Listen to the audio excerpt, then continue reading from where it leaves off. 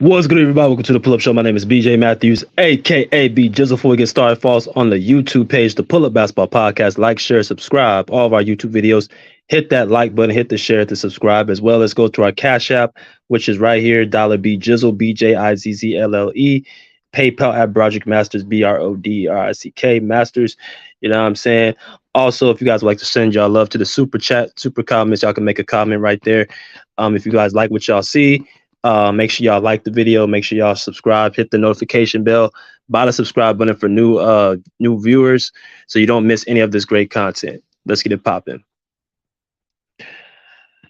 All right, man. So we are in the aftermath of the Miami Heat winning Game 7 in Boston earlier, a couple hours ago.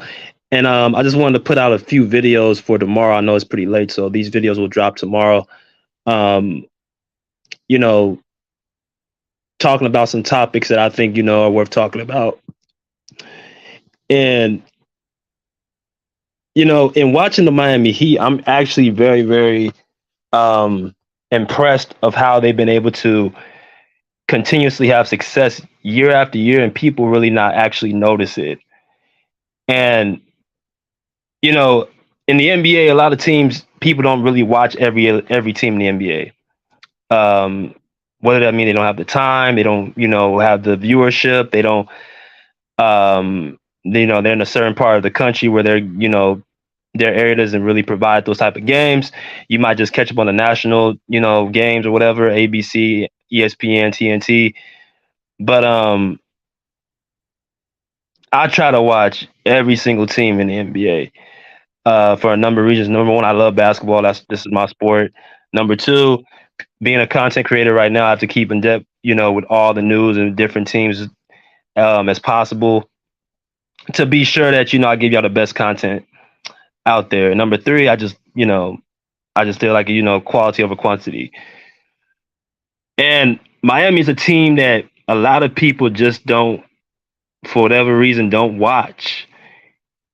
Even though they continuously have success year after year after year, even post LeBron, post Dwayne Wade, post Chris Bosh super team, in the last 4 seasons, the Miami Heat has been a successful team and been able to have success in the postseason. And the biggest reason why they've been able to do that is because of this guy right here on the screen. And his name is Jimmy Butler. All right. Again, be sure y'all hit the like button when y'all come in here. Hit the share, hit the subscribe as well. This is a pre-recorded video. This is not an actual live. So y'all just make sure y'all continuously stay hitting the like button. Appreciate y'all. Jimmy Butler, where do I start, man?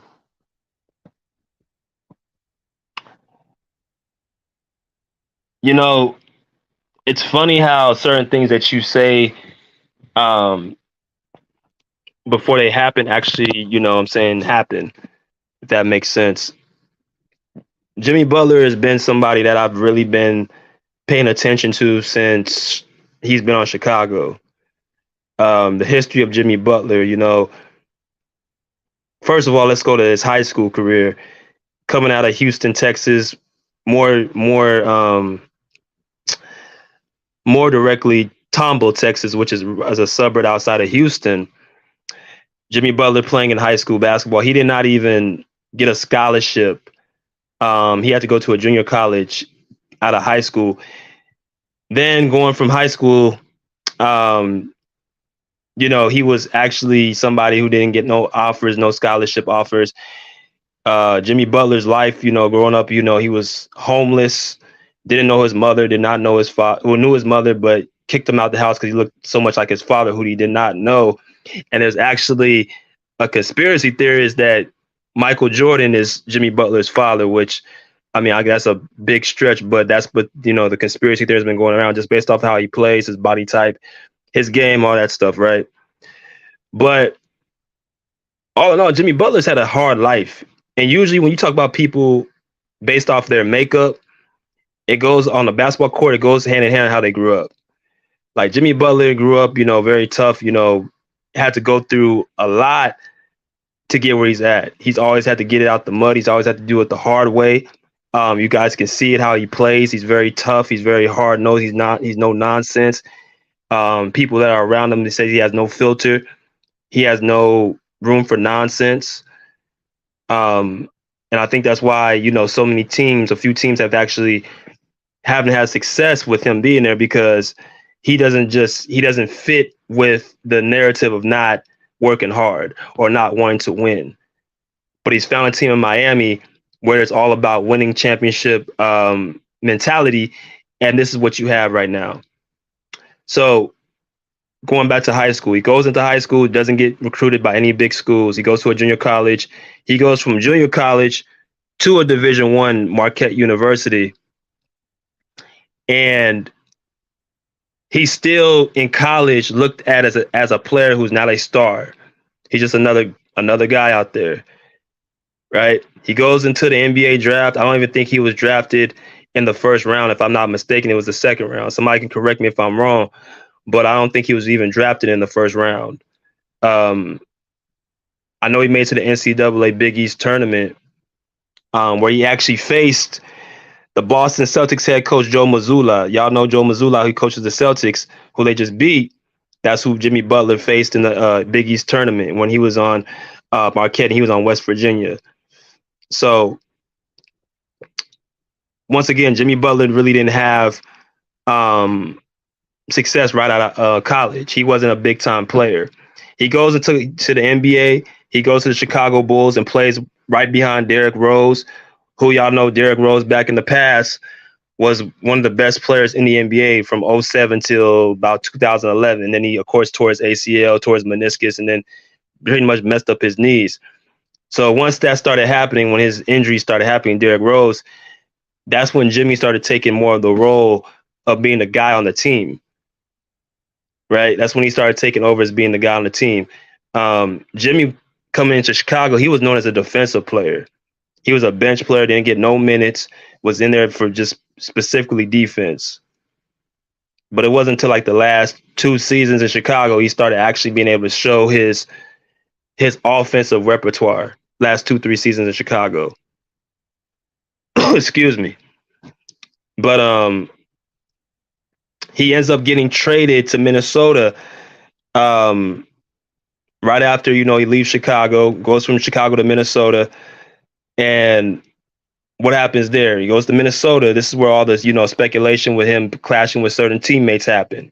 He goes to Minnesota in 2017.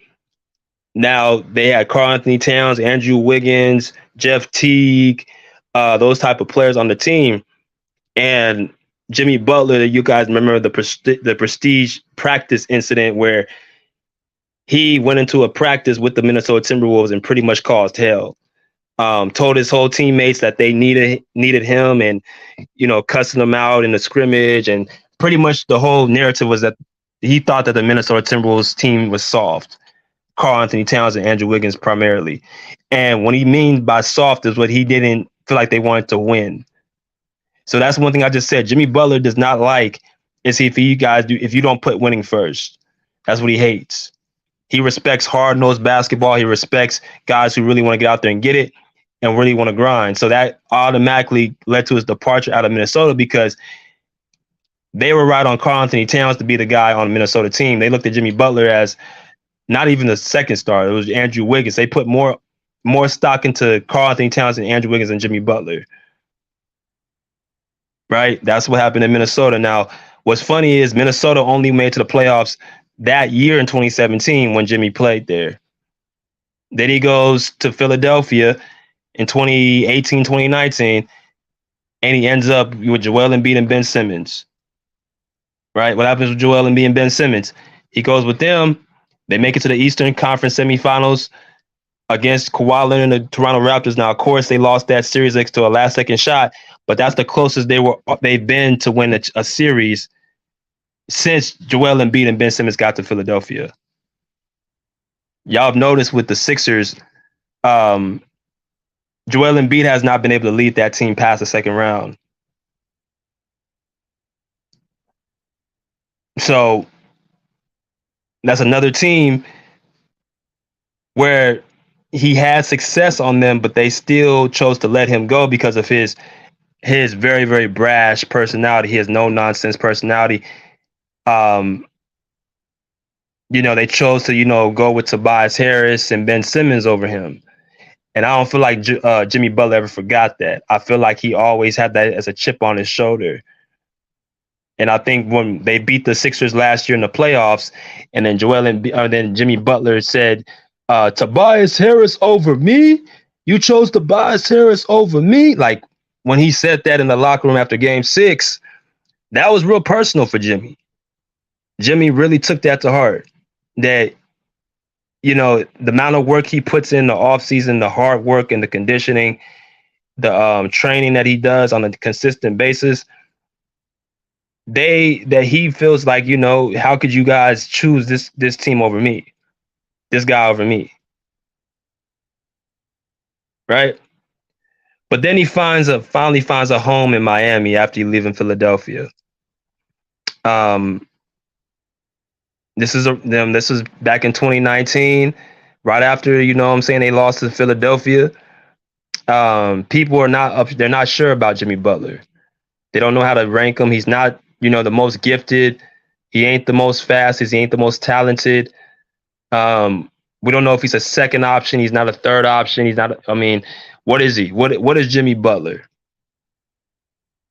Okay, y'all come in here, hit the like button, man. Hit the like button for your boy.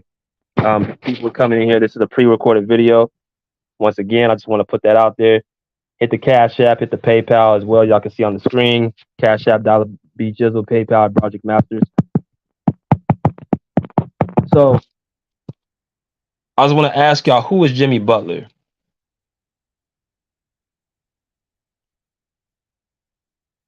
Jimmy Butler is no more than a player who wants to win. But not only want to win, but wants to leave an impact on his teammates. Now, what impact is that? I believe Jimmy Butler wants to win, not just as a basketball player, but I think he wants to fulfill a void of not accomplishing anything in any level of basketball he's played. I think he takes, in every workout he does, when you watch him on the court, his intensity, his mentality, his toughness, I think he constantly challenges himself to be great. I think he constantly challenges himself to be great. And I think because of how he's been overlooked, whether it have been in high school, college, in the NBA, it fuels him. It continuously fuels him to prove people wrong. He's like, oh, you think this guy's better than me? Okay, I'm gonna show you. You think that you picked this guy over me? I'm gonna show you. You know what I'm saying? Like, because of the work he puts in, the toughness that he has, he doesn't take lightly to be getting picked when he gets picked over. And there's been a notion: is Jimmy Butler? Is he a top 10 player? Is Jimmy Butler a top 15 player? Jimmy Butler a superstar? Is he an all-star?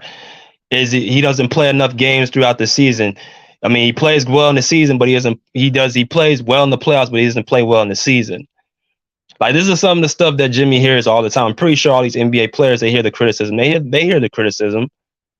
If you guys think that these players don't read, Twitter and Instagram and Facebook and news, and they human just like anybody else. They pick up the newspaper, they pick up the TV remote, they look on the internet, they see these things, and it's just a matter of, do you use that to fuel you, or do you use that as a way to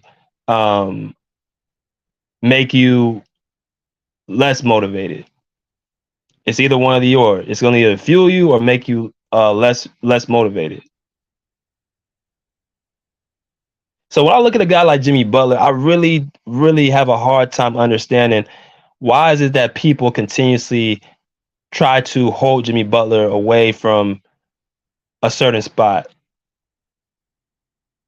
Is it because he chooses to go against the grain? He's not the most sexiest player when it talks about his playing style? Is it because he has the underground mentality? He's not the Cinderella player in the NBA. He's a rebel. He's not politically correct. I just need to know, because when I look throughout the league and I see certain people want to rank Jimmy behind these other guys, I have to stop for a minute and be like, if we look at just the last 4 years, 4 seasons since he's been with Miami, he's accomplished more than some of these guys I'm about to name right here. Right? Let's start with this dude right here, Joel Embiid, the MVP, the season MVP of this year. You know, Joel Embiid's been one of the most disappointing players, recently. And I know people are gonna look at it like, what do you mean he's just won the MVP? That's the thing. That's the problem. When I seen with Joel Embiid this year, he was more interested in winning the MVP than winning a championship. When I see a Joel Embiid, I see a guy who should be arguably the best player in the NBA. Now, people try to put him there and say that he's already top 5 and top this because of his ability. That's how great his ability is. That's how his size, being 7'2", having his athletic ability, his game is there. But I always wonder, what is it that Joel Embiid is missing? Why he can't lead the Sixers to at least the conference finals in his first 6 seasons? He's had good teams. You know what I'm saying? He's had help. He's had James Harden for 2 years. He's had, he's had good teams around him. What is it with Joel Embiid? Why can't he lead his team to the second round? Was it injuries? Well, this year, to me, showed me something as far as his mindset. I mean, after the game, he completely just said that, him and James Harden can't win alone. When they both shot, I think James Harden had 9 points and he had 14 in a closeout game against Boston, where Jason Tatum had 50 points. And I've seen this from Joel Embiid in the past. When he loses against a team, you know what I'm saying, like, he always has an excuse. You look at what happened in 2021 against the Atlanta Hawks. He comes saying Ben Simmons, there was speculation he threw him under the bus. Last year with James Harden, he said James Harden's not the same player he used to be. Now, of course, James Harden didn't play well. And I tell y'all before that he doesn't play well in closeout games. But this is a pattern with Joel Embiid. He always goes back to the second or third best player instead of looking at himself. And he's just the complete opposite of Jimmy Butler. He actually he goes all out throughout the season, Joel Embiid. But when you talk about the playoffs, you can't find him. So when I look at a guy who hasn't been to no conference finals, no NBA finals, has had better teams than Jimmy, but yet gets more praise as being a better player, I have to start for pause. I got to ask people, what is their criteria? Because this guy has not accomplished nowhere what Jimmy has accomplished with the team he's had. Right? Let's look at another player, Devin Booker. Now, this is a good one. Devin Booker, to me, about 2 seasons ago, the NBA was really pushing for this guy to be the face. Right? Devin Booker's game, they were trying to mirror him as the next Kobe Bryant. That was what Stephen A. Smith came out and said, and then people started following and started questioning, could this be the next Kobe Bryant? And even me, I saw some, I won't say he's not a mirror image of Kobe whatsoever. Doesn't have the athletic ability, doesn't have the, he doesn't have the two-way play Kobe Bryant had. He's starting to just trying to get into his own mode. He doesn't have what Kobe Bryant had at, his age. So he has a ways to go. But as far as him compared to Jimmy Butler, Devin Booker has not done as much as Jimmy Butler in the last 4 seasons. Devin Booker has not made it to the playoffs until he got Chris Paul in 2021. he just started becoming to his own, but people still have him. This guy can be. Is he a top 5 player? And is he the next Kobe? And I've heard so many things about Devin Booker be promoted, and it's because of, I don't know, his looks, or you know just him. I guess being somewhat of the trying to be the face of the league. Like, he's had more pub than Jimmy Butler. And he has not even been as consistent. He made it to one NBA Finals in 2021 and lost to Giannis in 6 games. After that, they get beat by Dallas Mavericks and Luka Doncic. Get beat on their home court by 30 points in Game 7. This year, they get beat again by Denver Nuggets on their home floor after adding Kevin Durant to their team. You have a better team, but yet you have not accomplished as much.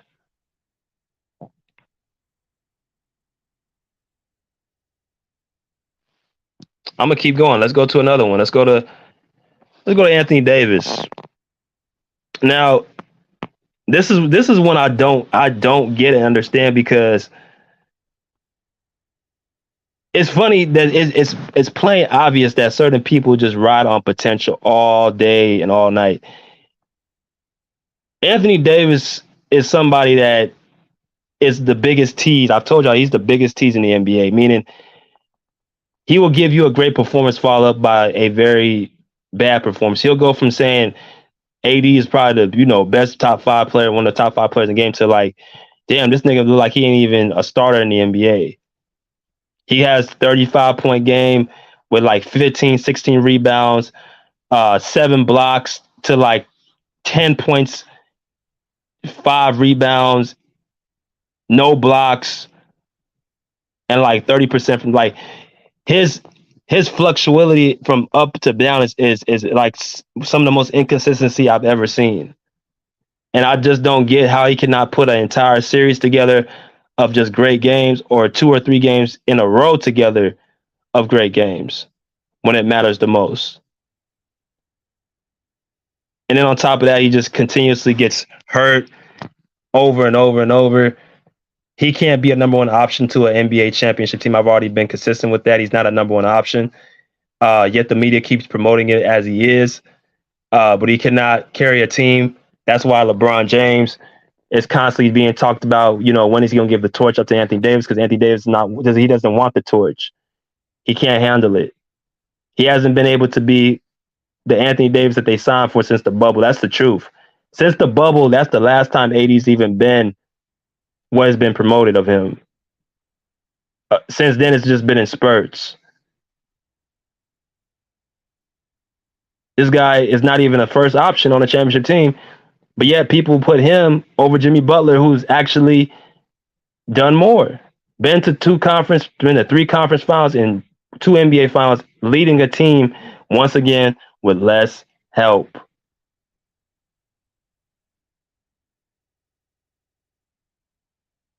And Anthony Davis is not a leader. Let me go through a couple more. Luka Doncic. Now, this is a prime example how people look at numbers instead of looking at the game. I'm really starting to have some questions about Luka Doncic. And when I say questions, I'm talking about his winning intangibles. See, for me, it's not. I'm a 2000s baby. I don't fall in love with these stats. I fall in love more with winning. How do you impact your team? How do you lead your team? How do you do they follow you? Do they lead? Do they follow your example? I pay attention to all those things. Then I look at the statistics, because my thing is, if you're averaging these numbers but your teammates ain't coming with you, then what are you really doing? Your team misses the playoffs after you add a Kyrie Irving to your team. Your previous point guard, Jalen Brunson, has a better successful year than you, but they traded him for you. Like I said, I'm starting to have questions about Luka Doncic. I'm starting to question his winning intangibles. I'm starting to question, how he's able to actually be a impactful player. Um, can you win with Luka Doncic? Like those questions mean something to me. Like you can't be a top 5, top 10 player if you're not having success in the playoffs. Other than last year, he's been he's been eliminated in the first round every single year, or hasn't made the playoffs. So I'll have to wait and see. But Jimmy Butler's again in the last 4 seasons has accomplished more than Luka Doncic. But Luka Doncic gets more of the exposure. He's the Slovenian player from overseas, and he's the trying to make him the face as well. Him be having the triple double and all that stuff, man. That's what's being promoted. It's all about marketing when it comes to the league. It's more about marketing than just about the game. So that's why I'm starting to learn as well. Let's go to another person. This guy right here, Ja Morant. Now we don't need to talk too much about him. This guy's in trouble with big. He has bigger problems to worry about.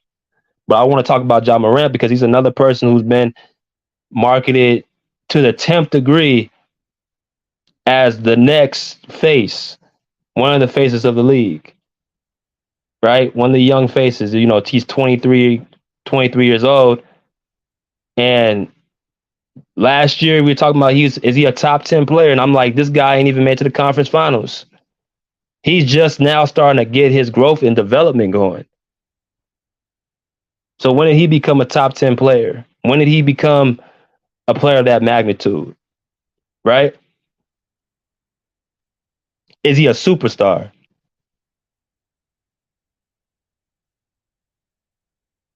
Right? So I don't want to spend too much more time on this. I'm gonna go back into what I'm saying about Jimmy Butler. My part of the point I'm trying to say is Jimmy Butler has accomplished more than all those guys with less help. And when I'm watching him play, I see the belief he puts in his teammates, the Caleb Martins, the Max Struses, the Gabe Vincents, you know what I'm saying?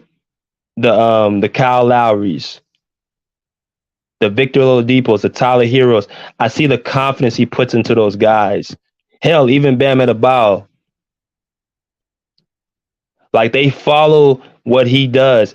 And being a player myself, when you have a player like that as your leader who expects you to play at a level where you don't let your teammates down, but you don't let yourself down, that's very powerful. That cannot be measured on a stat sheet. And that's what Jimmy Butler is. He's on the verge of doing something monumental. If he can pull out this title against the Denver Nuggets, who I'm pretty sure majority of people are picking over Miami, he has done something now that you're talking about what he did. There's only a couple players that I've seen who were able to do this throughout the entire playoff run. That's Dirk Nowitzki in 2011, and that's Kawhi Leonard in 2019. As far as the team that he had, being the solo star player with more role players, beating teams who are the favorites. You got to remember, Miami's the 8th seed. They just came in through the play-in. They beat Milwaukee in the first series. Granted, Giannis Antetokounmpo missed 2.5 games, but he did play the last 2 games of that series. They still lost. They beat the Knicks, who were the 4th seed or the 5th seed this season. Then they go and beat the Celtics earlier today, who are the 2nd seed. So they've been beating top teams. Now you're talking about them placing the Denver Nuggets, who are the best team in the league. Now you're talking about he's completed a monumental playoff run because they beating the best of the best. Right?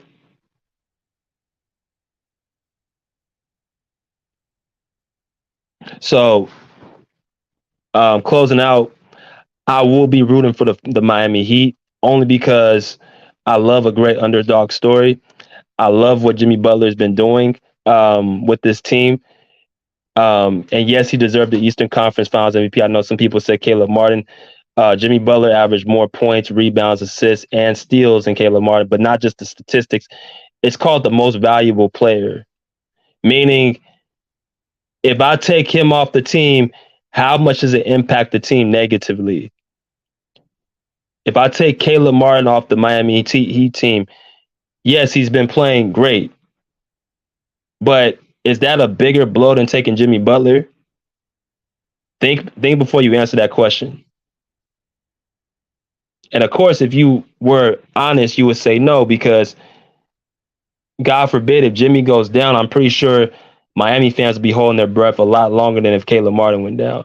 Not to say that again, this is God forbid this does happen. I'm just giving y'all an example. So I think throughout this whole series, it was Jimmy Butler who was the best player in the series. And even though he did struggle at certain spots of the series, he still was the guy that they went to. So I don't know, people trying to have something that's different to say, saying it should have been Caleb Martin. I don't feel like that should have been the case. But all in all, congratulations to the Miami Heat. I feel like there's going to be a great NBA Finals. And I think that we need to actually start evaluating Jimmy Butler correctly. I don't want to hear going into next season, he drops back down below top 10 because he doesn't play a certain way how you want him to play during the regular season. We should know who Jimmy Butler is by at this point, where if he plays 55, 60 games, you still know what he is. It's no reason for him to drop back down. I don't want to hear nothing about all these other upcoming players being better than him, SGA and Anthony Edwards and these other players. I don't want to hear that. There's certain levels of respect that you got to give to people who actually accomplish something. And this guy, Jimmy Butler, has been accomplishing things since he came to the Miami Heat. So I think the level of respect needs to go up for Jimmy Butler. But all in all, I appreciate y'all coming in. Hit the like, hit the share, hit the subscribe, hit the Cash App, hit the PayPal as well. We will be back on Thursday live after the game for the Nuggets and the Heat. So pull up a seat, pull up a chair, put it live. Peace. Out there like swimwear.